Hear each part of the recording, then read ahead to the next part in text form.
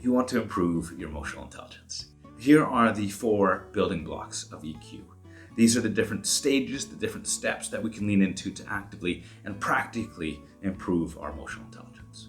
So let's go ahead and get started with emotional awareness, because that is the foundational building block from which all the others flow.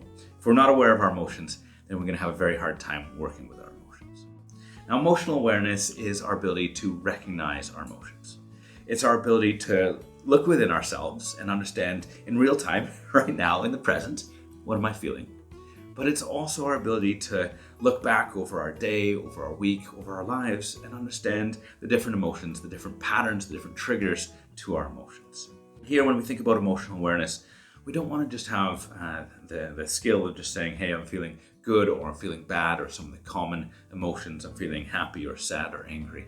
But to go deeper, to understand the nuances of our emotions, the granularity of our emotions, to understand that I'm feeling excited and elated and ecstatic and enthused, or I'm feeling sad or distressed or depressed or lonely or melancholy or blue, but to understand our emotions in a little bit more detail.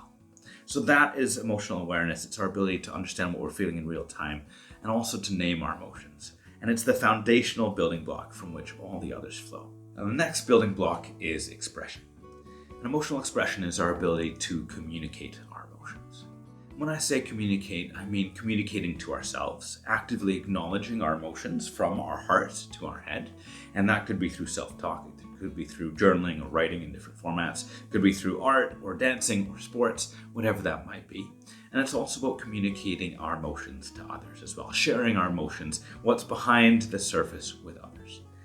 And what this does, emotional expression, is it helps us from internalizing our emotions, where we can bottle up our emotions and they build up pressure within us. Emotional expression is the antidote to that. It helps us to release that pressure that is building up within us by sharing our emotions, communicating our emotions either with ourselves or with others, and then resetting ourselves to equilibrium.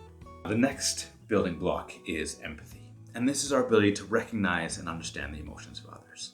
Now, you probably picked up 2 different lenses of empathy there, recognition and understanding. So recognition is about connecting to the emotions of others, to you on the other side of the screen, to our family, to our friends, to our colleagues, to strangers out on the street. You might have heard the term reading a room. This is the skill of just sensing and picking up the emotions of others. Now, the lens of understanding, on the other hand, is called cognitive empathy. And this is about standing in their shoes, looking out of their eyes. This is our ability to understand a little bit more about the thought process, the background about why they might be feeling a certain emotion or why they have come to that decision. So those are the 2 different lenses of empathy. Feeling empathy, recognizing, connecting to the emotions of others, and understanding, which is cognitive empathy. And both those together are the fuel of human connection. That is what allows us to connect to others, to people in our relationships. The last and top building block is emotional agility. And this is absolutely the top for a reason. It has been the hardest one for me to learn. I am still learning them. I'm still learning all of them. But it is the skill that we are working towards. Now, emotional agility is our ability to work with our emotions. And what I mean by this is, instead of automatically reacting to our emotions, feeling anger and I react automatically, instead it's about feeling that emotion and then pausing and intentionally responding to that emotion. And you might have heard the terms, I am regulating my emotions, I'm controlling my emotions, I'm managing my emotions, which are all absolutely valid terms, and I've used those terms myself.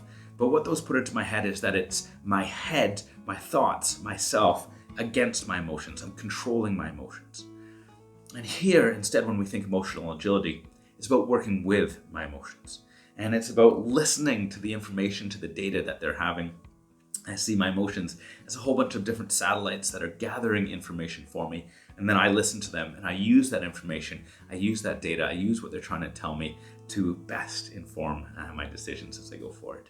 So that is emotional agility. It is what we are working towards, it's what we're striving towards to be as effective as possible and work with our emotions.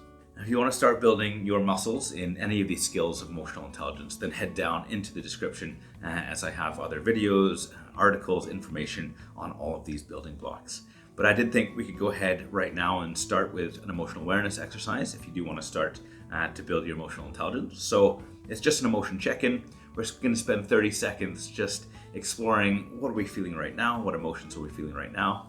And as you can see, the emotion wheel has come on the screen, so we can use that as a reference. It doesn't have all the emotions on it, but it does have a good chunk that we can use as a resource. So as I said, 30 seconds is what we're going for here, and it's just exploring what are you feeling right now in your life, in your space, in your world. So 3, 2, 1, let's go.